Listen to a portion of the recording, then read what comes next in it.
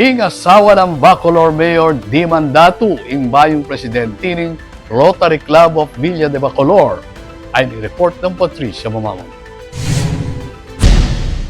Inyang June 7, 2025, kimbalen ning Bacolor, pesa na yan ning 19th induction and turnover ceremonies ning Rotary Club of Villa de Bacolor. Ing programa, penimuna ng District Governor ning Rotary International District 3790 ay Philip Torres, ang magsilbing guest of honor and speaker. Sentro na ning programa ing oath-taking ceremony ng Grace Datu bilang bayong presidente ning Rotary Club of Villa de Bacolor para king Rotary Year 2025 to 2026. Idatu ing asawa ng Mayor Di Mandatu ning Bacolor, akilala king kayang aktibong suporta kareng obrang pangkomunidad. Asahan nyo inke kami nga pamantabi kay kayo lalong-lalo na karetang masigit na mga ilangan.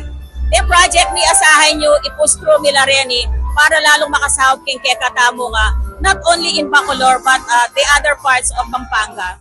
King kayang pamanyumpa, pepasyag ng Grace Datu, ing kayang dedikasyon at kapagnasan ng Rotary na service above self. Agpang kaya isundo na ing pamagpasik ng kareng programa para king edukasyon, kabulasan at kabyayan kasan metong ing mabilo ka club. Ako po, Patricia Mamangon para king News Force Pampanga. Balitang tutuking balen, susuyo.